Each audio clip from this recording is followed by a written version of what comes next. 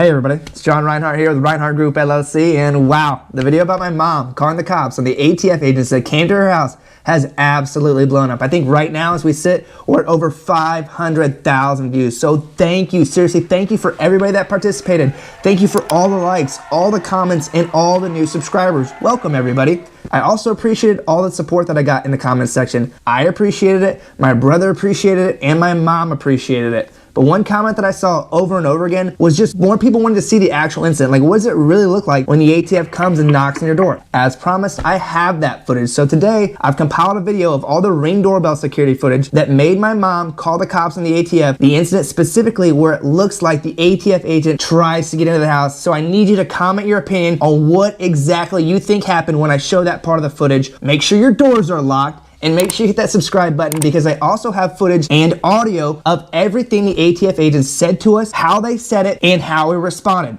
How you doing, officer? Good. But let's get right to it and look at everything that made my mom call the cops on the ATF.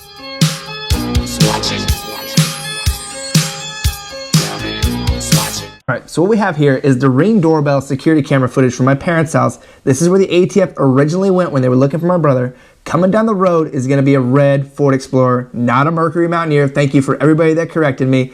But this red Ford Explorer pulls in, and look at this thing. What do you think about that car right there? Completely unmarked. You would have no idea that that vehicle belongs to any type of government agency.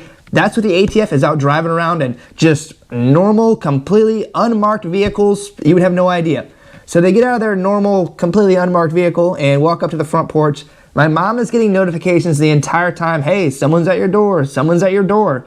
And she's at school, she's a teacher, so she's got 20 or 30 children that she's accountable for. And if you were accountable for 20 or 30 children, you would not really even be noticing that badge. I mean, you're just glancing at your phone. She even said, she's like, if you're telling me like police or law enforcement, I'm looking for a suit, I'm looking for any type of uniform, nothing. And he hangs out here on the porch for a couple more seconds. What really caught her attention was when he reached up here. She thought he was reaching for, you know, some type of key, something to get into the house. She had no idea who these guys are, what they're doing. And then for another solid 3 minutes, she is getting continuous notifications. Someone's on your porch, someone's on your porch, someone's on your porch, continuously. So her guard is up. And what really made her freak out was this right here. Watch. When he reaches down here, it almost looks like he grabs the door to see if it's unlocked. That was it. She just called the cops immediately. Look at his face. He's just like, oh dang, they just got that on camera. Why he did that, I will never know. He looked directly into the security camera when he first got to the front porch, but he turns to his buddy and is just like, yeah, they just got that on camera. What should we do? And he's like, we should probably get on out of here. And then the cop shows up. The cop, luckily they send over Mac from Super Troopers. Who would have thought he works right here in Ohio? Seriously, thank you for the police for sending someone over so quickly. He hung out for about 2 or 3 minutes and looked around, made sure nothing funny was going on, but he got back to his job. So it's not necessarily that my mom called the cops because there were ATF agents at the house, but more so the ATF agents looked like homeless bums that were trying to get into her front door. That's why she called the cops. She had no idea what they were doing there, who they were. She really never noticed the badges, and they were there for several minutes. And I mean, if you're gonna break into a house, generally it'd be nice to not have anybody in there. She's like, I just thought they were really trying to make sure no one was in that house. It looked like they tried to open the front door. I mean, look at this picture right here. Like, there are just so many things wrong with this picture. First and foremost, what drives me crazy is the attire. It makes absolutely no sense to work your way up in a government agency like that, to just dress like you're going to a cookout on a Saturday afternoon. I come from the automotive sales industry, and I mean, if you show up to work like that, you're fired. I'm trying to figure out why my automotive car salesperson has to dress nicer than the government agency that I pay to fund. The second thing that drives me nuts too is these badges. Like, what are these? Look at that. That's your point of authority. Those badges right there are what is supposed to make people feel safe and calm that you are actually an officer of the law. Well, I can tell you right now, I saw those same exact badges in the police officer costume over at Walmart. So you better get over there quick and get one because Halloween is coming up. And last but not least, I have watched this video clip well over 100 times just trying to figure out what exactly this ATF agent is doing right here, because it certainly looks like he's grabbing that front door handle to see if it's unlocked, open. I'd love to give him the benefit of the doubt and say there's no way he was doing that. But I mean, his face just screams like, oh yeah, I'm on camera. Because, I mean, he looked at the camera earlier, like I said. So please, I need you to comment your thoughts and opinions on what you think is happening here. What do you think the ATF agent was doing right there at that specific time? And maybe checking to see if the front door is unlocked is in the ATF handbook. If it is, I will gladly issue a public apology. Oh yeah, step number 3 of the ATF handbook, perfectly executed right there. Remember, if the front door is unlocked, you don't need a warrant. So please, comment your opinions on what you think happened there. Am I completely wrong? Is that not what happened at all?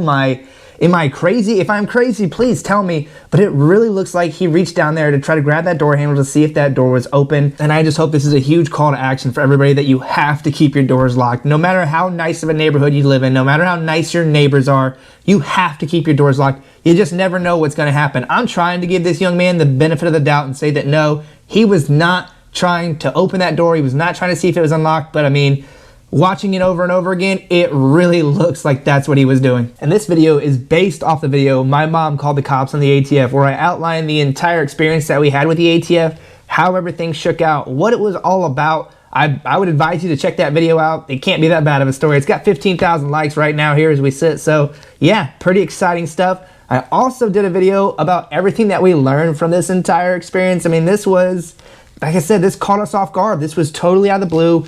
You know, we had an idea of how we should be doing things. And in the video where I talk about my mom calling the cops on the ATF, I discuss what we did. And then in the second video, I talk about what we kind of should have done. So big supporter of having an attorney. If you're ever going to talk to the ATF, if the ATF is ever reaching out to you, more than likely it's not going to be good for you in any sort of the way. Unless you've reached out to them and you're waiting a response, it's probably not going to be good. I would highly advise checking both of those videos out just to learn a little bit more about what's going on with the situation and how we should have handled it. I'll put both of those links in the description, but check them out. I think they're both worth the watch. But that's how our ATF interaction is getting started off here. It's a rough start in my opinion. At least you got to see though what it looks like if the ATF ever does come to your house, what they're going to be driving, what they're going to be wearing, how they're going to approach the situation. If you found that information helpful, please hit that thumbs up button. I would so greatly appreciate that. I also have 2 separate interactions that happened that same day for when we first met the ATF and then when the ATF retrieved the firearm. I have audio of that. I'm putting subtitles to everything. Hit that subscribe button so you don't miss that awesome footage.